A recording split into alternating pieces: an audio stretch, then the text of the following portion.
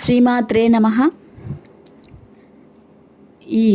ఈ నెల 19వ తేదీ శ్రావణ పౌర్ణమి సందర్భంగా అమ్మవారికి సహస్రనామార్చన చీరలతో జరుగుతుంది అనుకున్నాం కదా. ఆ చీరలన్నిటికీ పసుపు కుంకుమ పెట్టడం అనేది ఈరోజు కార్యక్రమంగా చేసుకున్నాం. ఇంత పెద్ద కార్యక్రమం అంటే 1000 చీరలకి పసుపు కుంకుమ పెట్టడం చాలా టైం పడుతుందేమో అని అనుకున్నాము. కానీ మాకొక రామదండు సైన్యం ఉంది. ఇదిగోండి వీళ్ళే వాళ్ళందరూ. ఈ రామదండు సైన్యం చాలా యాక్టివ్గా సహాయం చేయడంతో ఒక రోజులోనే పూర్తయిపోయింది.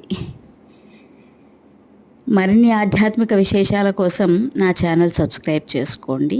శ్రీమాత్రే నమః.